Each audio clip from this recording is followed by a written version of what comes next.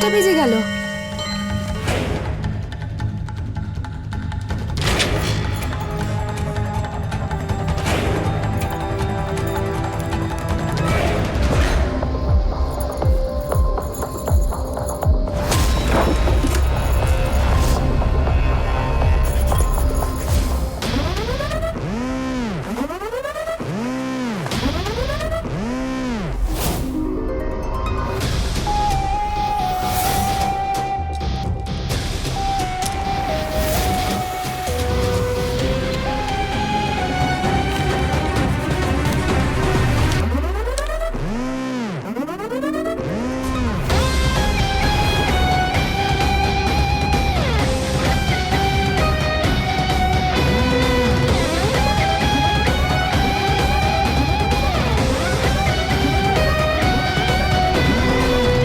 তোমার রুমাল।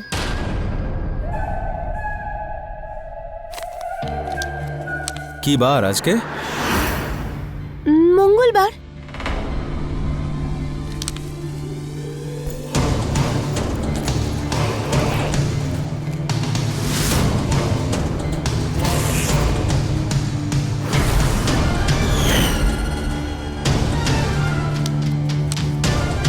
আজকে তো সোমবার। আজকে সোমবার। অরেঞ্জ শার্ট আর হোয়াইট রুমাল। আমি এক্ষুনি হোয়াইট রুমাল আনছি। ক্ষমা করে দাও, আমি ভুল করে ফেলেছি। খাবার খেতে তো ভুলে যাও না।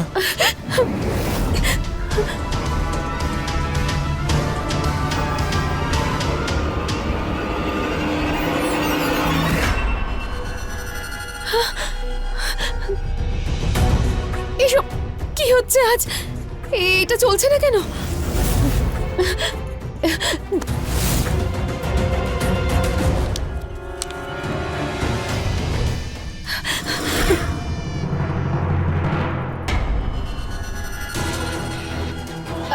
বেশি দাগ লাগেনি, আমি আজকেই ধুয়ে ফেলবো। তুমি প্লিজ আমায় ক্ষমা করে দাও, ভবিষ্যতে এরকম আর হবে না। ভুলের জন্য ক্ষমা নয়, শাস্তি পেতে হয়।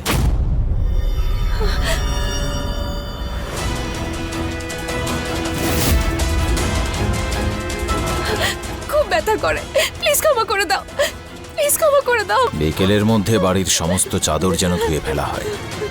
সব চাদর? খাবার রেডি হয়ে গেছে তো?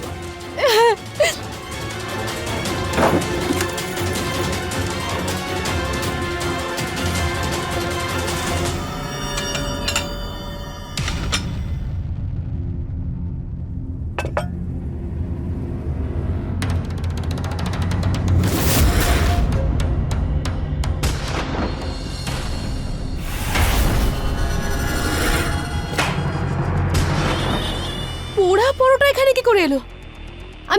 আমি অন্য এনে দিচ্ছি।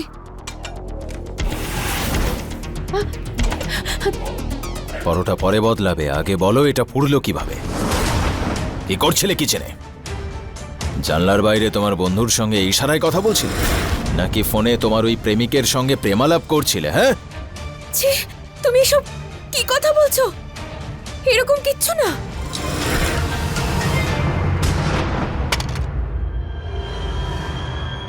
যেখানে দাঁড়িয়ে আছো ওখানেই দাঁড়িয়ে থাকবে, 1 ইঞ্চি সরবে না।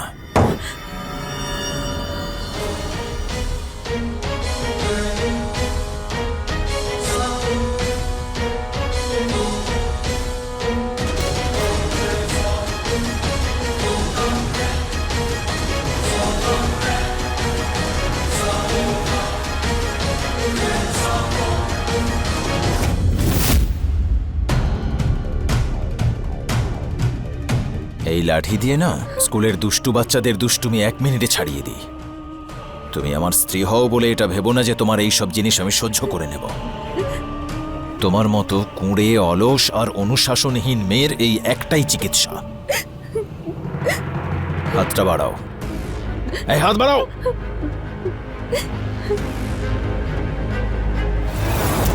উল্টো করো। আবার কি নতুন নাটক শুরু করলো? এই যে দেখো মা, পুড়িয়ে দিলে পরোটা। আরে ভালোভাবে একটা কাজও করতে পারো তুমি? মা, তাড়াহুড়োতে গ্যাসটা বন্ধ করতে ভুলে গেছিলাম। নাহলে আপনি তো জানেন আমি। চুপ, একদম চুপ। আমার মুখে মুখে কথা। মা, প্লিজ আমাকে ক্ষমা করে দিন। ভবিষ্যতে এরকম ভুল হবে না আর। তোমাকে ভরসা করা যায় না। তুমি তো রোজ ভুল করো আর রোজই ক্ষমা চাও। তোমাকে আর ভরসা করা যাচ্ছে না অনু। প্লিজ মা, এরকম করবেন না। প্লিজ আমাকে ক্ষমা করে দিন। আরে স্টোভে যদি রান্না না করতে পারো তাহলে নিজের ভাইকে বলো গ্যাস দিতে। বিয়ের সময় তো তোমার ভাই খুব বড় বড় কথা বলছিল। জামাই বাবু, বাইক নয় গাড়ি নাও। 4 চাকা তো ছাড়ো, 4টে টাকাও আসেনি তোমার বাপের বাড়ি থেকে। ছেড়ে দাও মা। ওর মোটা চামড়ায় না এই ছোটখাটো শাস্তিতে কিচ্ছু হবে না। ওর জন্য না অন্য কোনো শাস্তির কথা ভাবতে হবে।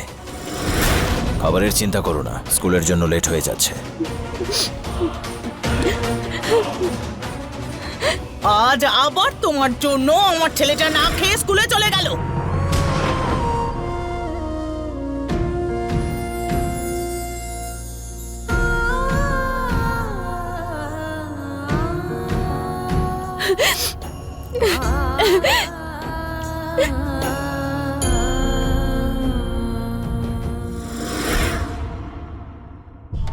শোন বাবা, এই নে বাবা টিফিন, আমি বানিয়েছি। থ্যাংক ইউ মা। আচ্ছা মা, আজ ক্লাস 10-এর ছেলেদের এক্সট্রা ক্লাস আছে, আমার একটু দেরি হবে। ঠিক আছে। দাদা, দাদা, মা। কি হলো? কি হয়েছে মা? সব ঠিক আছে তো? দাদা, মা, আমি ওই বাড়ি ছেড়ে চলে এসেছি। ওই বাড়িতে সবাই আমার শত্রু। সবাই আমার উপর খুব অত্যাচার করে। আমি একটুখানি বলে ফেলেছি যে মা আপনি চোখে দেখতে পান না নাকি? রবি কখন থেকে দাঁড়িয়ে আছে, আমার ইস্ত্রি করা জামাগুলো এনে ওকে দিয়ে দিন। এইটুকু কথায় কি ভুল করে ফেলেছি? এত শুনিয়েছে আমাকে, সবার সামনে আমাকে অপমান করেছে। আর আমার ওই যা, ও আমাকে যা নয় তাই বলেছে। আর মহেশও আমার যা আর মায়ের হ্যাঁতেই হ্যাঁ মিলিয়েছে। আমার শাশুড়ি, আমার শাশুড়ি শাশুড়ি নয়, ও তিহার জেলের জেলার। সারাদিন আমাকে দিয়ে কাজ করাতে থাকে। কখনো বলে বাসন মাজো, কখনো বলে কাপড় কাচো, বলো দাদা। কখনো বলে বাড়ি পরিষ্কার করো। বলো মা, বলো আমি কি চাকর যে সারাদিন কাজই করতে থাকবো? আমি আর ফিরে যাব না। এটাই আমার শেষ সিদ্ধান্ত, ব্যাস। ঠিক আছে ঠিক আছে, তুই এখানেই থাক, কিন্তু কাঁদিস না। হ্যাঁ, এই তুমি দাঁড়িয়ে দাঁড়িয়ে কি দেখছো? জিনিসগুলো ভেতরে নিয়ে যাও। ওরে কাঁদছে দেখতে পাচ্ছ না? সামলাও ওকে। মা, আমার দেরি হয়ে যাচ্ছে, আমি সন্ধ্যাবেলা আসি।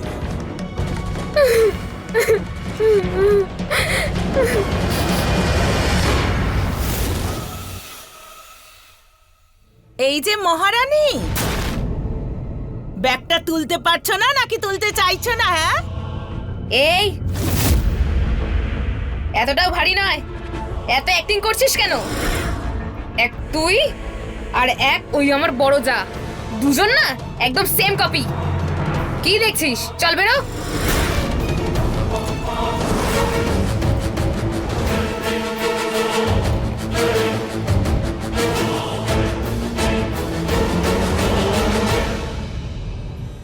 ওর কথা এখন বাদ দে, তুই চল, আয় বিশ্রাম নিবি। চল। আরে, না হাতে চুড়ি, না পায়ে নুপুর, কানেও কিছু পরিসনি। তোর গয়নাগুলো কোথায়? মা, আমার ওইসব পড়তে একদম ভালো লাগে না। মাথায় কি তোর একটু বুদ্ধি নেই? শ্বশুর বাড়ি থেকে খালি হাতে চলে এলি, এসেছিস যখন গয়না আর টাকা পয়সা নিয়ে আসতিস। জল।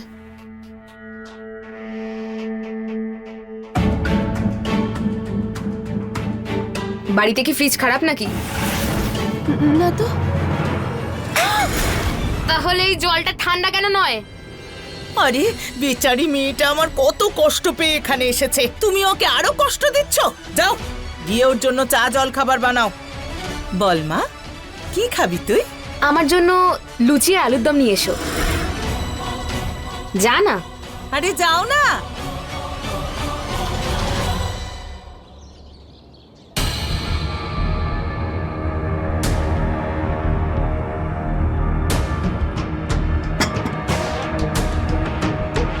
বৌদি, তোমার কি লজ্জা নেই নাকি? তুমি তো জানোই যে মা এইসব লুচি আলুর দম খায় না। তোমার ওনার জন্য অন্য কিছু আনার দরকার ছিল। উনি কি না খেয়ে থাকবেন নাকি? আমি নিয়ে আসছি।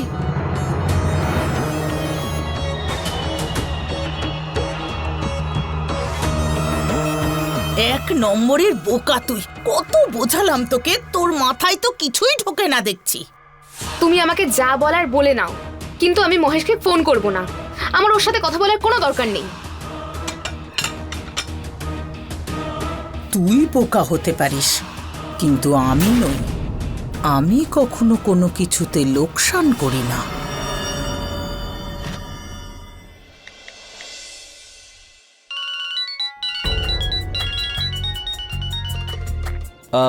হ্যালো মা, নমস্কার। নমস্কার। আমি আপনাকেই ফোন করতে যাচ্ছিলাম। পরি তো আপনাকে সবকিছু বলেই ফেলেছে হয়তো। আরে ছোট ছোট কথায় ও ঝগড়া করে বাড়ি থেকে বেরিয়ে যায়। ও বাড়ি ছেড়ে চলে গেছে আর ও আমার নাম্বারটাও ব্লক করে রেখে দিয়েছে। আপনি ওকে একটু বোঝান না। কি বোঝাবো? ও যখন বাড়ি ছেড়েছে নিশ্চয়ই কোনো ব্যাপার আছে। কোনো মেয়ে নিজে থেকে শ্বশুর বাড়ি ছেড়ে আসে না। আরে মা, ঝগড়া তো প্রত্যেকটা বাড়িতে হয়, তাই না? কিন্তু ওটা বসে তো কথা বলে ঠিক করাও যায়। এবার বাড়ি ছেড়ে চলে গিয়ে আমার নাম্বারটা ব্লক করে দিয়ে ওর কি লাভ হবে? দেখো মহেশ, পরি তোমার সঙ্গে কোনো সম্পর্ক রাখতে চায় না। ও সিদ্ধান্ত নিয়ে নিয়েছে। তাই তোমার যা বলার আছে আমাকে বলতে হবে। আর তাই তুমি আমার কথা শোনো।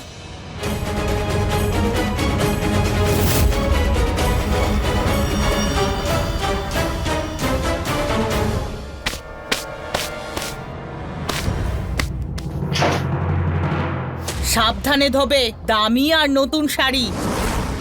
মা, কিন্তু এতগুলো জামা কাপড় কাচতে 3-4 ঘন্টা লেগে যাবে। আর এতগুলো চাদর তো আছেই। 3টে লোকের জামা কাপড় ধুতে এত কষ্ট?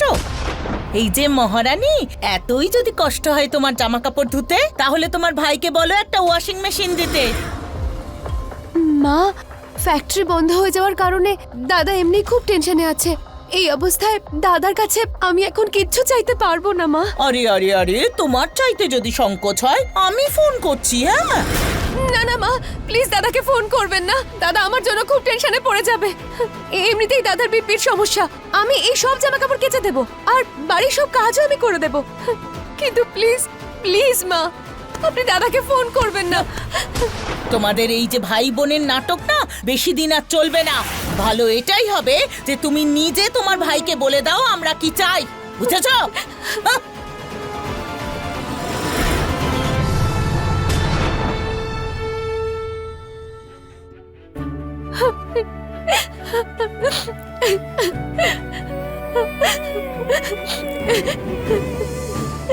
আজ তোর বিদায়ের পর তুই তোর শ্বশুর বাড়ি যাবি।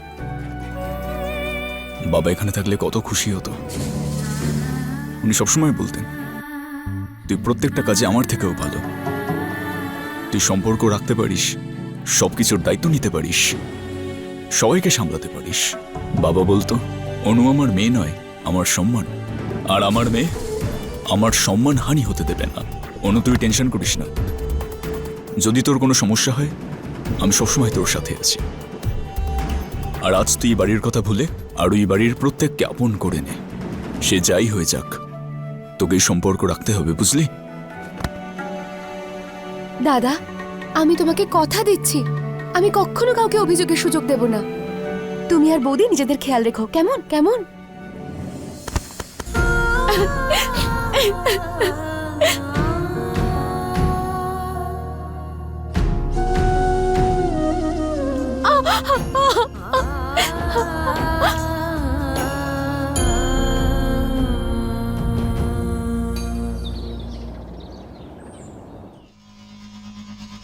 হাতে জোর নেই নাকি?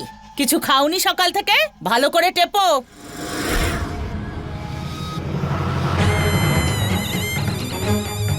আরে বৌদি, বালাগুলো তো খুব সুন্দর তোমার। একবার দেখি আমার হাতে কেমন লাগবে?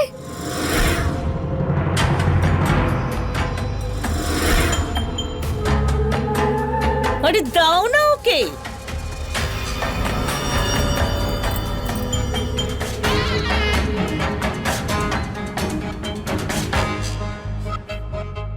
দেখো না এই বালাটা কত সুন্দর, আমার হাতে কত সুন্দর লাগছে। বৌদি, অন্য বালাটাও দাও। এই বালাগুলো আমার মায়ের, আমার ঠাকুমা দিয়েছিলেন। তোর পছন্দ হয়েছে? দাও না ওকে তুমি। পরে মন ভরে গেলে 2-4 দিনের মধ্যে ফিরিয়ে দেবে। মা, এটা এই বালা আমার মায়ের শেষ চিহ্ন। আপনি অন্য কিছু চেয়ে নিন না, কিন্তু এটা নেবেন না। ছেড়ে দাও বৌদি, তোমার জিনিস না, কোনো দরকার নেই আমার। কাঁদালে তুমি এটাকে? কি বা চেয়েছিল? সামান্য দুটো চুড়ি, তোমার প্রাণটা চাইনি তো? মা, আমি আপনার কাছে অনুরোধ করছি, প্লিজ এগুলো নেবেন না। এর সাথে আমার মায়ের স্মৃতি জড়িয়ে আছে।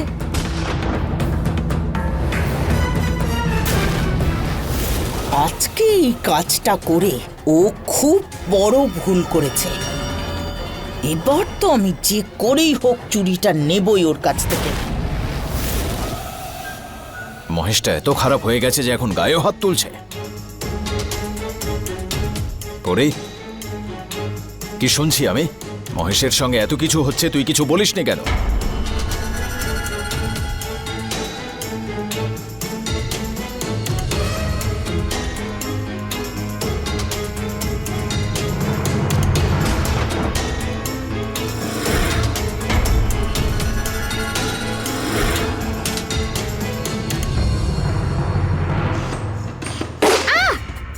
বৌদি, কৌটোটা ভুল করে পড়ে গেছে। কোনো ব্যাপার না, আমি করে নেব।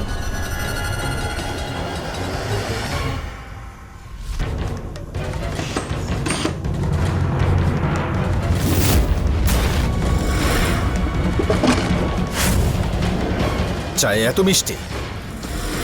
তুমি ভালো করেই জানো যে চা আমি চিনি ছাড়া খাই। আমি তো চায়ে চিনি দিইনি, এতে চিনি কি করে চলে এলো? তাহলে আমি কি মিথ্যে কথা বলছি? দাদা ছাড়ো না, আমি চা বানিয়ে দিচ্ছি। বস পড়ি, চা ওই বানাবে। আর যতক্ষণ না চা ফুটছে 2 হাত ওপরে তুলে ওখানে দাঁড়িয়ে থাকবে। আর তারপরেও যদি না হয় তাহলে আবার বানাতে হবে তোমাকে।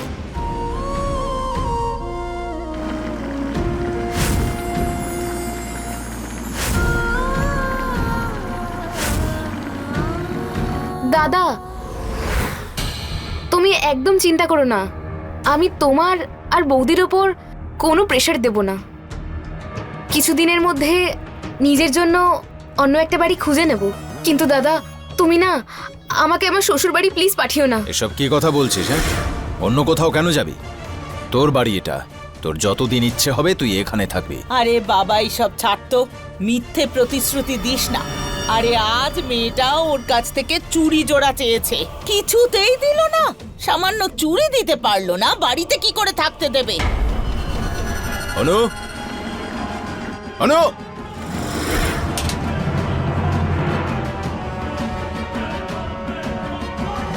তোমার চুড়িটা খুলে পরীকে দাও। তোমার হাতের এই চুড়িটা খুলে পরীকে দাও, নইলে দিচ্ছি, দিয়ে দিচ্ছি।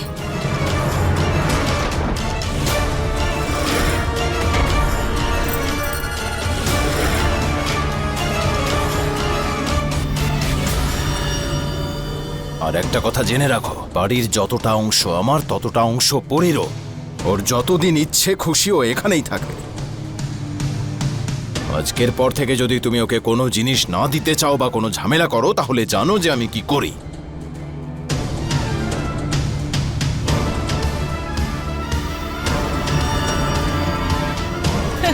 বাহ মান, বলতে হবে, বালা তো তুমি দিয়েই দিলে। এ তো সবে শুরু, দেখ আর কি কি হয়।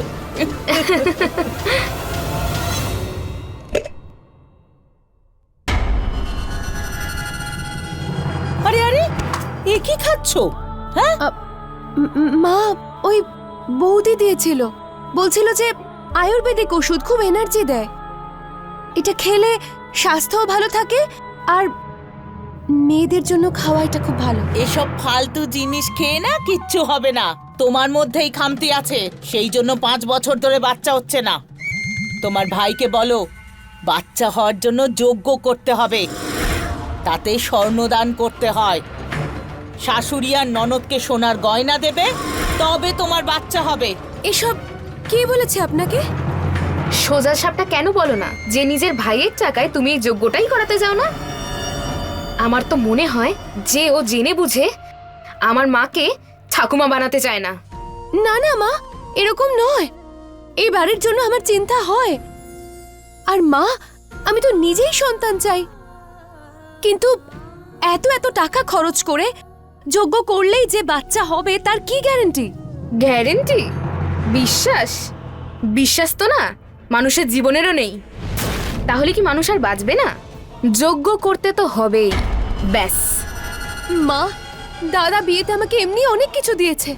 আমি আর দাদার কাছ থেকে যজ্ঞের টাকা আর গয়নার জন্য কি করে বলবো বলুন তো মা? মুখ দিয়ে আবার কিভাবে? ফোন করে বলো তোমার ভাইকে যে আগামী সপ্তাহে যজ্ঞ হবে, বুঝেছ?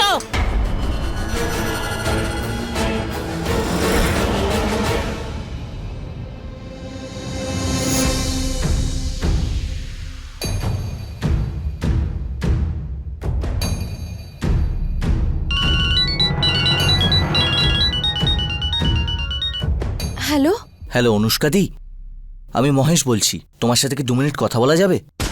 পরি তো আমার নাম্বারটা ব্লক করে দিয়েছে, আর শাশুড়ি মা ওর সাথে আমাকে কথা বলতে দিচ্ছেন না। আপনি প্লিজ আমাকে সাহায্য করুন। আমি আপনাকে কি করে সাহায্য করব দাদা? হ্যাঁ, আপনি একটা কাজ করুন, আপনি এই বাড়িতে এসে কথা বলে যান। অনুষ্কাদি, আমি যদি ওখানে আসি তাহলে আরও ব্যাপারটা খারাপের দিকে যাবে। পরির মনে আমার আর আমার পরিবারের প্রতি অনেক ভুল ধারণা আছে, আর আমি সেটাকে দূর করতে চাই। সেটার জন্য আপনি একমাত্র মানুষ যে আমাকে হেল্প করতে পারে। প্লিজ, এটা আপনাকে আমার হাত জোর করে রিকোয়েস্ট, প্লিজ বোঝান। যদিও আপনার কথা শুনে নেয়। উনি কেন শুনবেন আমার কথা? কিন্তু আপনি আমার হাজবেন্ডকে ফোন করুন, ওর কথা নিশ্চয়ই শুনবে। ওকে একটা ফোন করে নিন। অনুষ্কাদি, আপনি তো জানেন সুভদ্রার কিরকম মাথা গরম। আমি যদি ওনার সাথে কথা বলি আর তারপর সবকিছু ঠিক না থাকে, সবকিছু শেষ হয়ে যাবে। এইসব আমি চাই না। আমি শুধু এটাই চাই যে অনুষ্কার সাথে আমার সম্পর্কটা যাতে কোনোভাবেই না ভেঙে যায়, আর এটা শুধু আপনিই করতে পারেন। কখন থেকে জল চাইছি। তুমি কার ফোন ছিল?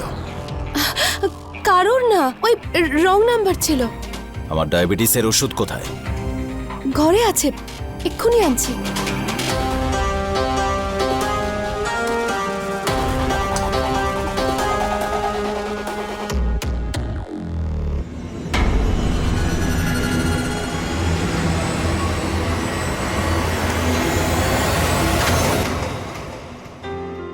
পরি, বেসনের লাড্ডু তোমার খুব পছন্দ না?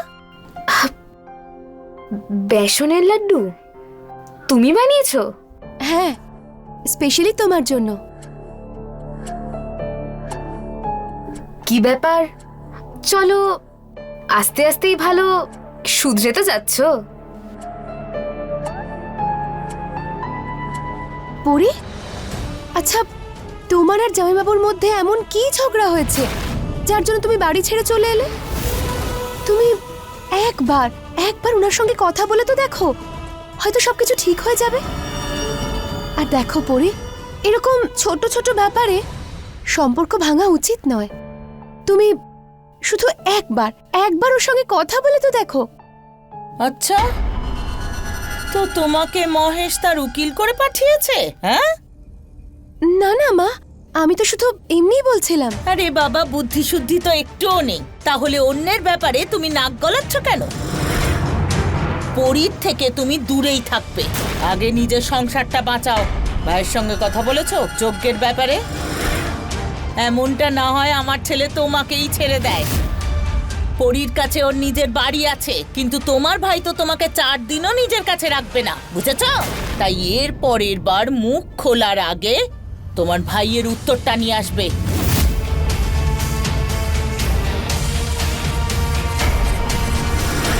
দেখেছো মা, কত চালু এই মেয়েটা। মিষ্টি খাইয়ে আমাকে শ্বশুর বাড়ি পাঠাতে চাইছিল, আমাকে বাড়ি থেকে বের করবে? এখন দেখে নিও, আমি ওকেই এই বাড়ি থেকে বাইরে বের করে দেবো।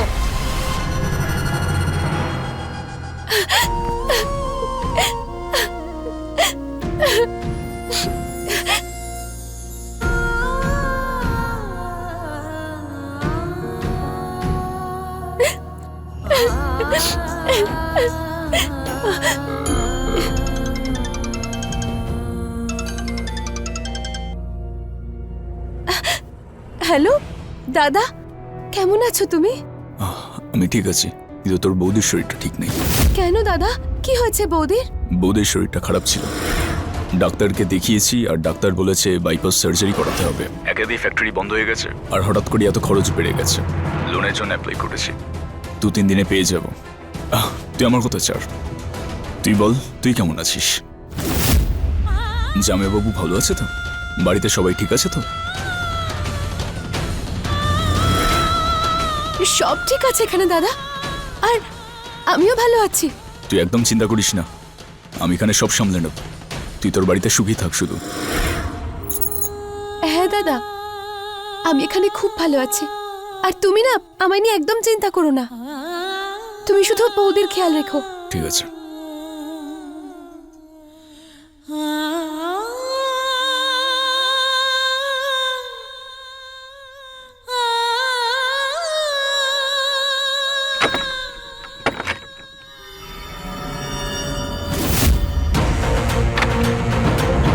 আমার সব গয়না।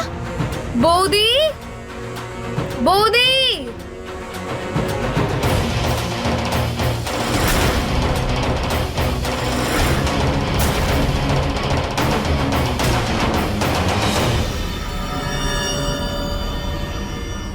এই শাড়ি আর এই গয়নাগুলো তো সব আমার।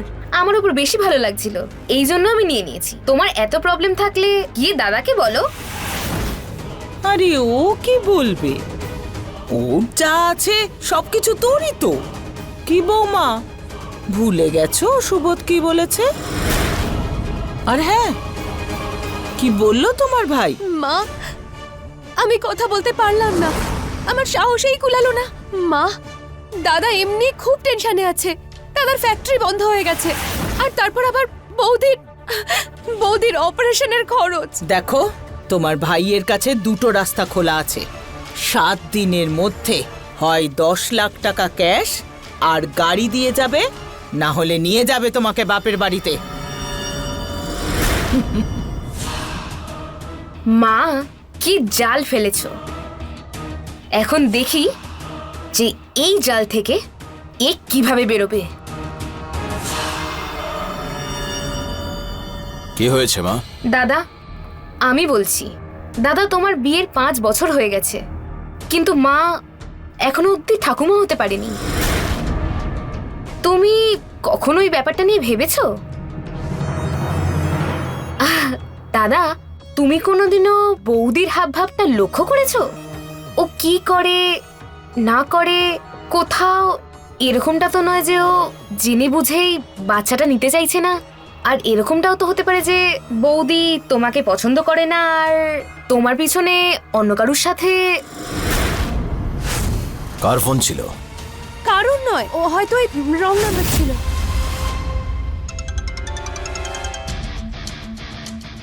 হ্যালো অনুষ্কাদি, আমি তোমাকে কখন থেকে কল করছি, আপনি কল ধরছেন না কেন?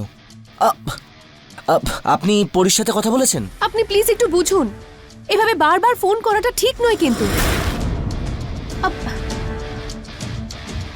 হ্যালো হ্যালো,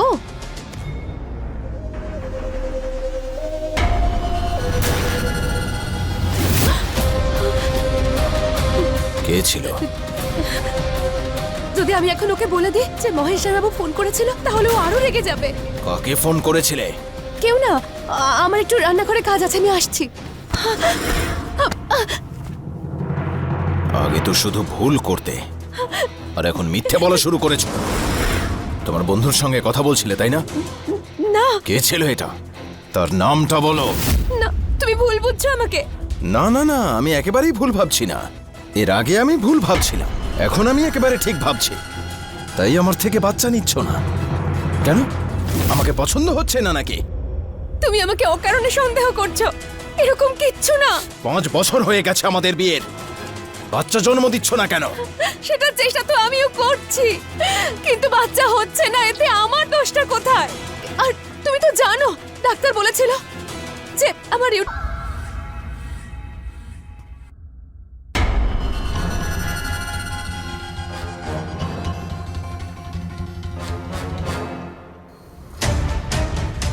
আমি জানি আমি আপনাকে বারবার খুব ডিস্টার্ব করছি, কিন্তু আমার কাছে আর কোনো রাস্তা খোলা নেই। আমি আপনাকে কিছু জানাতে চাই আপনার শাশুড়ির ব্যাপারে। উনি আমাকে আর আমার পরিবারকে শেষ করে দেওয়ার হুমকি দিয়েছেন। যদি তুমি চাও তোমার বিরুদ্ধে কেস না হোক, তাহলে সমস্ত সোনা আর 25 লাখ টাকা দিয়ে পরীকে ডিভোর্স দিয়ে দাও, নয়তো সারা জীবন ধরে তোমার পরিবারকে জেলের ঘানি টানাবো আমি। মানে এটা আপনি কি বলছেনটা কি?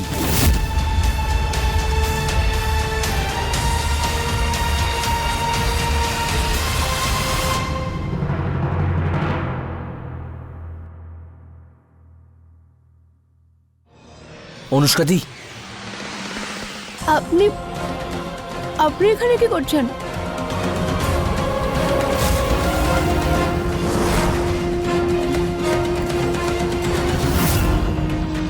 অনুষ্কাদি সব ঠিক আছে তো? মানে আপনার আমার সাথে কিছু জরুরি কথা ছিল, সেটা বলুন। আমার আপনার জিভে কি হয়েছে? গরম গরম চা খেতে গিয়ে ভুল করে সকাল সকাল জিভটা পুড়িয়ে ফেলেছি। আপনি এখানে কি করছেন? আপনি তো আমায় মেসেজ করেছিলেন। আমি? এই দেখুন, মেসেজটা আমার কাছে আছে। আপনি প্লিজ একটু সুবোধকে বলুন না। আমি জানি উনি আপনার কথা কোনোভাবেই ফেলবে না। আমি ব্যাপারে আপনাকে সাহায্য করতে পারবো না, আমাকে আপনি ক্ষমা করে দিন। আরে অনুষ্কা দিয়ে আমাকে এরকম হাত জোর করে প্লিজ লজ্জা দেবেন না। শুধু আপনি আমার সম্পর্কটা বাঁচাতে পারেন।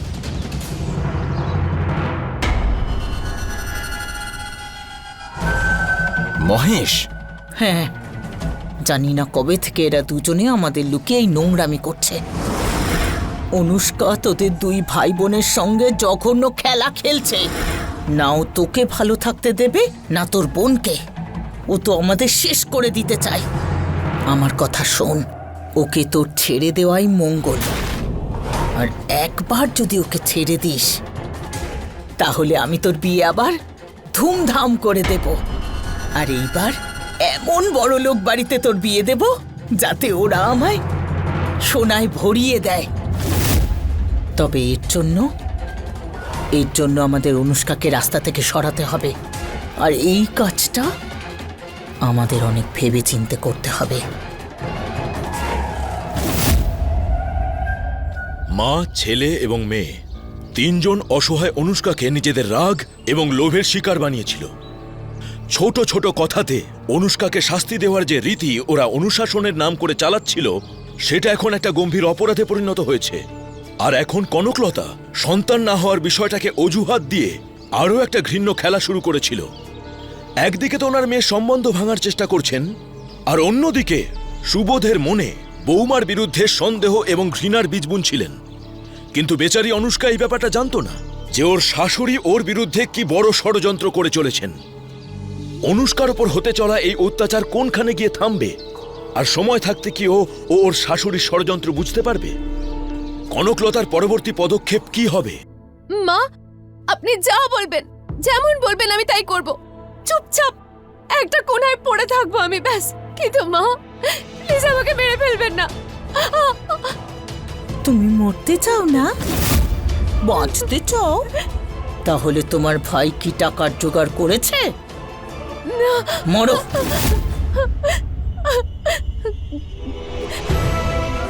এই শোনো না প্লিজ, আমাকে আমার কথাগুলো বলার একটা সুযোগ দাও। তোমার কাছে আর 24 ঘন্টা আছে। শোনো না, শুনছো? কেন তুমি আমার সঙ্গে এরকম করছো?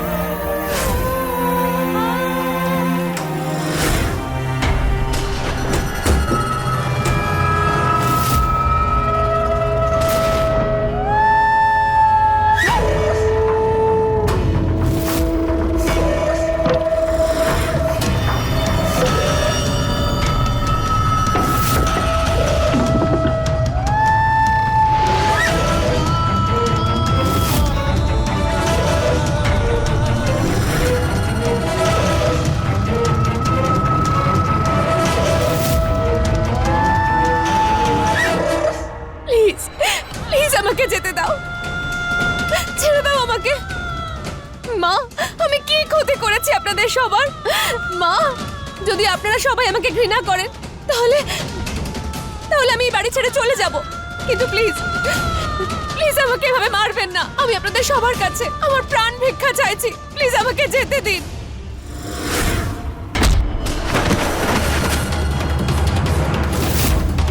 আমাকে এই বাড়ি থেকে বের করতে চাইছিলিস, এবার দেখ নিজেই এই বাড়িটা ছেড়ে যাবার ভিক্ষা চাইছিস।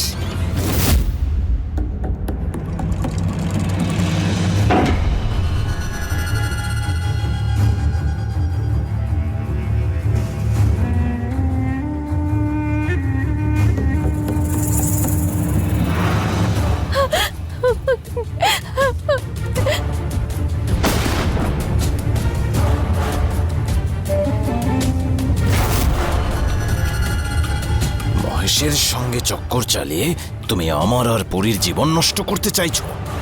না, কি ভেবেছিলে তুমি আমি জানতে পারবো না?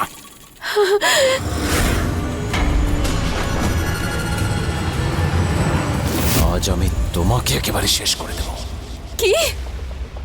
আমি আর জামাইবাবু? ছি সুবোধ, তোমাদের সবার কোথাও ভুল হচ্ছে। উনি তো শুধু আমার সাহায্য চেয়েছিলেন।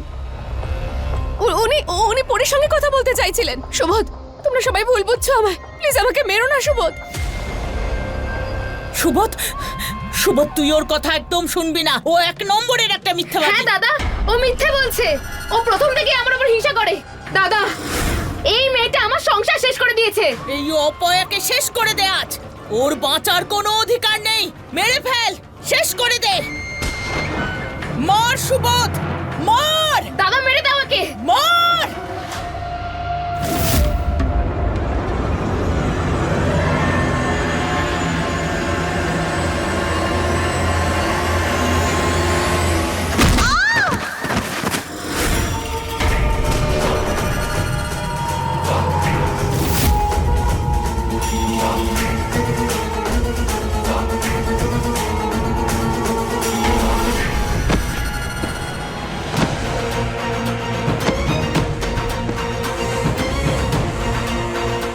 অনু, অনু,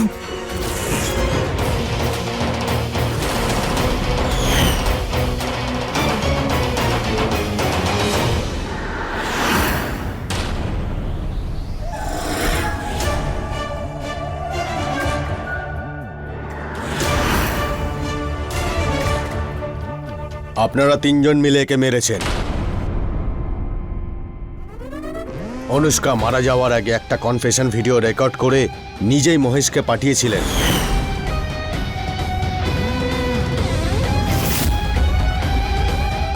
এই দেখুন। দাদা আমাকে বাঁচাও দাদা। আমার শাশুড়ি, ননদ আর স্বামী আমাকে প্রাণে মেরে দিতে চাইছে। ওরা রোজ কোনো না কোনো বাহানায় আমাকে খুব মারে।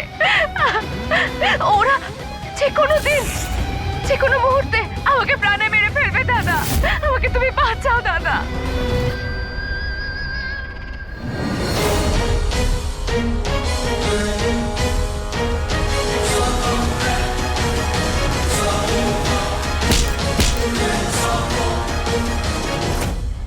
তিনটে অমানুষের সাথে একা লড়েছে আমার বোন, আর অনেক সহ্য করেছে। তুই আমাকে আগে কেন বললি না?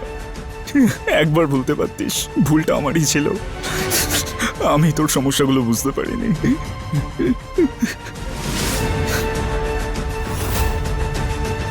সন্দেহ তো আমার সেই দিনই হয়ে গেছিল, যেদিন আমি অনুষ্কা দিদির সাথে আলাদা দেখা করতে গেছিলাম।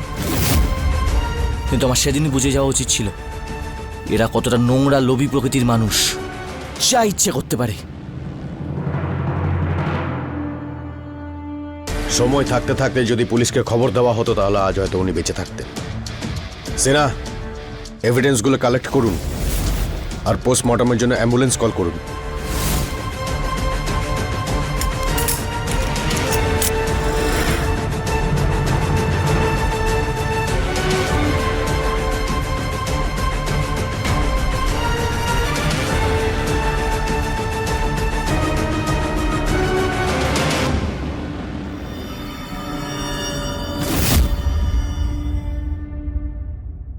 কনকলতা, সুবোধ আর পরিধির মতো মানুষেরা আসলে মানুষের মুখোশধারী এক একটা শয়তান। অনুষ্কার সঙ্গে ওরা যে বর্বরতা করেছে তার জন্য ডোমেস্টিক ভায়োলেন্স এবং মার্ডারের সাথে সাথে আরো অনেক ধারায় শাস্তি পাওয়া উচিত। নিজের এই নোংরা মানসিকতার জন্য কনকলতা নিজের সংসার নষ্ট করার সঙ্গে সঙ্গে মহেশের সংসারটাও ছাড়খাড় করলো, আর প্রতীককেও তার বোনের থেকে চিরদিনের জন্য সরিয়ে দিল। কনকলতা তার ছেলে এবং মেয়ের বিয়েটাকে টাকা কামানোর একটা উপায় ভেবেছিল, আর তার দেওয়া এই সমস্ত শিক্ষা পেয়ে ওর ছেলে এবং মেয়েরাও তাদের জীবনটাকে নিজের হাতেই নষ্ট করলো। যেভাবে শাশুড়ি, স্বামী এবং ননদ তিনজনেই অনুষ্কার মৃত্যুর জন্য দায়ী, সেরকম কেউ তো থাকা উচিত যে ওকে বাঁচাতেও পারত। যদি প্রতীক তার বোনকে সংসার করতে বাধ্য না করত, সবসময় তাকে অপেক্ষা করতে না বলতো, যদি ওকে এটা বিশ্বাস করাতো যে ওর প্রতিটা পদক্ষেপে সবসময় পাশে থাকবে, তাহলে হয়তো ওর দাদাকে সত্যিটা বলতে সাহস পেত, অপরাধের বিরুদ্ধে আওয়াজ তুলতে পারত। কিন্তু আফসোস, ও একা এবং অসহায় হয়ে পড়েছিল। অনুষ্কার এই গল্প সেই প্রতিটা মহিলার গল্প যারা সব দুঃখ সয়েও নিজের শ্বশুরবাড়ি এবং বাপের বাড়ির সবাইকে খুশি রাখতে চায়। আর এই চেষ্টাতে সবকিছু সহ্য করতে করতে একদিন এই মহিলারা তাদের জীবনটাকেই শেষ করে দেয়। তাহলে প্রশ্ন এটাই যে আমাদের সমাজে মহিলারাই শুধু এই অপরাধগুলোকে সহ্য করবে কেন? ডোমেস্টিক ভায়োলেন্স এবং পণের মতো অপরাধকে আটকানোর একটাই উপায় আছে। এই সমাজের মানুষেরা সচেতন থাকুন, অ্যালার্ট হন এবং সংবেদনশীল হন, যাতে কাল অন্য কোনো অনুষ্কার এই রকম পরিণতি না হয়। এই খবরের সঙ্গে আমি সুশান্ত সিং এখন বিদায় নিচ্ছি। কালকে আবার আমাদের দেখা হবে অন্য কোনো গল্প নিয়ে। দেখতে থাকুন ক্রাইম অ্যালার্ট, টাইম আজকের, ক্রাইম আজকের।